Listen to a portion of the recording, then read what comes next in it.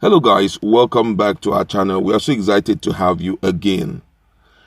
The former Director General of the Department of State Services, who is an Igbo, has opened up on why 2023 election may not be successful, as he has given reasons why the Igbos are not accepting the newly formed Ebube Agu, which is a security network that the governors have brought forth. Don't forget that ESN is still on board, though for some reasons the governor are not ready to align the new one they have set up with ESN. But right now it seems that even security structure in the Southeast seems not to be strong enough to contend with the rising rate of crime in the area. But then we're going to look at what the professional, being that he has been in security business for a long while, what he has to tell Nigerians about the issue of 2023 not being possible based on,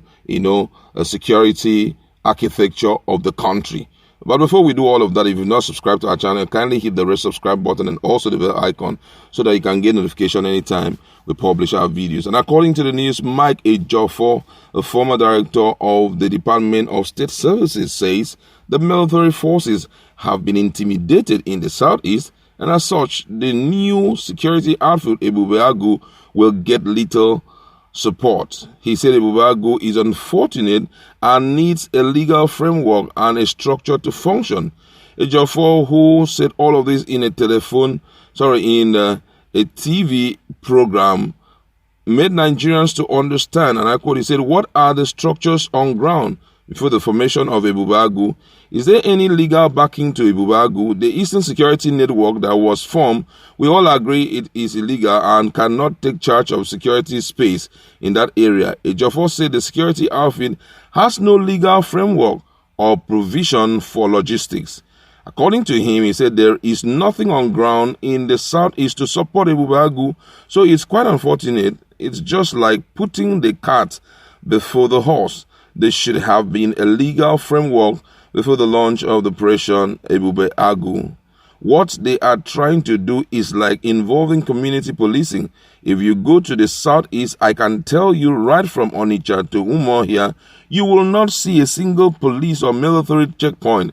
And what does that tell you? Our military forces have been hoarded and intimidated going out of the field because of these people. He said vigilantes in various communities are now taking charge of security in parts of the Southeast.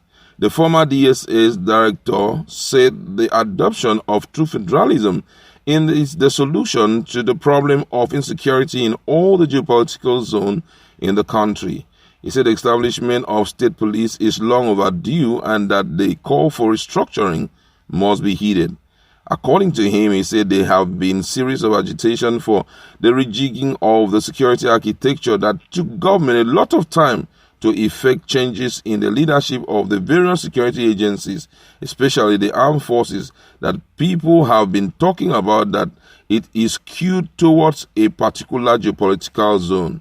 Now there had been a rejig. We have new heads of security agencies, but again, the bandits will now tell you that if you think rejigging or changing the leadership is the problem, that is not the problem. The problem is structural. We need to look at the various components in the country and restructure. There had been a lot of agitation calling for restructuring. We need to practice true federalism. Until that is done, we will continue to have this problem. The security architecture, for instance, we will need to look at the issue of establishment of state police. I continue to emphasize on this, and people will begin to say, why do you always talk about the establishment of state security, state police? Security problem is local, so the problem too must be local. The former DSS director added that if the various security challenges in the country are not dealt with, the 2023 election is not guaranteed.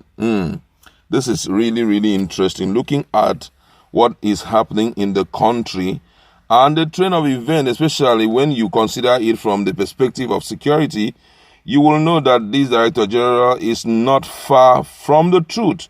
Because despite the fact that we are seeing the government trying to bring up new structures and all of that, it seems not to be working. Reason being that, as he had rightly said, this whole thing is local. When you're talking about security issues that are local, these are not international people coming in here or people from other states coming in here to do the harm around our environment. It's actually locals, and the only people that knows them best is locals. So if you don't integrate the local into the security architecture of the country, then you are sure to have a very prolonged problem, which it would take the government a long time for them to solve. And right now, most people, I really give in to what this man is saying, because most people will not even want to partake in anything called election if this whole thing is not cured. Don't forget that when we talk about going out for election, the people that provide at least a minimal, because I will not say maximum, we've seen them fail severally, at least the people that provide minimal protection for the voters had always been the police. But fairly recently, police are just like normal, they're like ordinary citizens now. Some of them some can't even wear their clothes, especially in the Southeast. They can't even wear their clothes they're not proud of it again because they are not protected. They are like, a species that everyone is looking for to destroy. So right now, they are so scared. And if this continue to stay as long as, the year is progressing, then before you know, they won't be important again. You understand? It's going to be a case of use your arm and protect yourself, which is not good. And if that happens, it therefore means any politician who has enough area boys to surround him with gun will be the one that will carry the day when the period of election come, if it will ever come, because right now the country is overly tense. No one can really guarantee that things will turn out, better in the nearest future. But we are hopeful, and we are still believing that things will be corrected. But then, just like the man had rightly said, local policing is important, but local policing cannot come into play except there is true federalism, giving back power to the people at their regional level. Let them start controlling everything. They will make laws that suit their community. They know they have, each of the states have their respective problem. The problem of security in this part, in South, may not be the same in Southeast, may not be the same in Southwest. So you condition your security structure based on, the security problem you have on ground, and you begin to fight it. And that will be inculcating the locals into it, having a pay structure for them, creating a standard for it, because we don't have standards in this country, and that had been a huge problem for us. Create a payment system for them. Now look at the issue of Omotekun, Ebube Agu, ESN, and all of that. What will make these guys not to continue with what they want to do is when they walk after a while, they just allow them. If possibly there's a change of government, before you know, they'll fizzle away, and the new guy will think of bringing up another people, or maybe still working with the federal government, with the police and all of that. So we need to talk the issue of true federalism need to come up. Restructuring of the country must be carried out so that at least we can save our face.